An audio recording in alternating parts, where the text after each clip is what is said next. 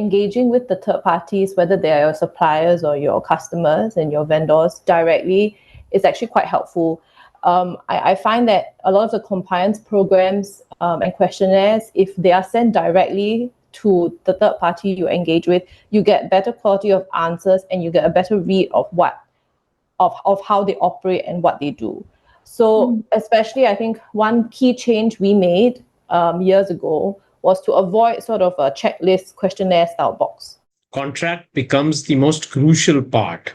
And the reason why I say that is because while I think, generally business is done on intent, and we all, kind of being lawyers, we are always trying to be business lawyers.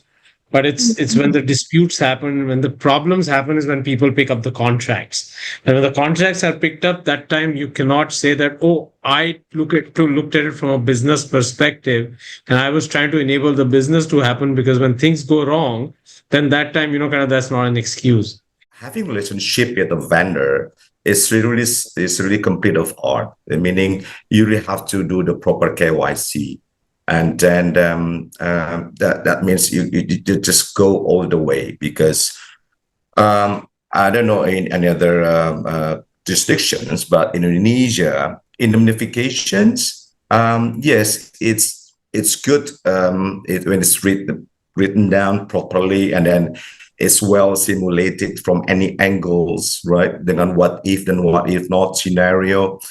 APAC per se is, it represents a fragmented, regulatory landscape overall, with, as Sean was also mentioning, many jurisdictions, although aligned with global sanction regime like UN, US, or UK, etc. But there are some explicit material, examples where, certain jurisdictions does not kind of comply or align with the developed countries.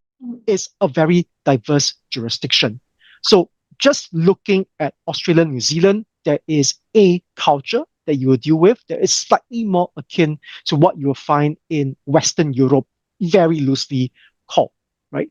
On the other hand, you have ASEAN. And even within ASEAN, and even speaking specifically about Singapore, Singapore is considered to be one of the most westernized countries within ASEAN.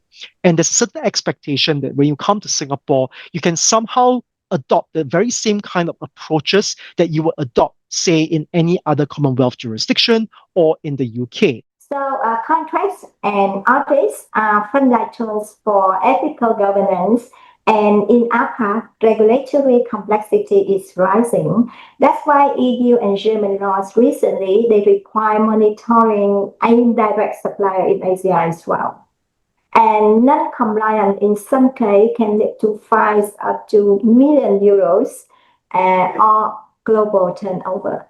So that's why we have the very crucial demand and request in order to have the respect of ethics in supply chain. So if we talk about like warning signs, so my feeling is there is never we can never say it is delayed to check what is going wrong in the organization.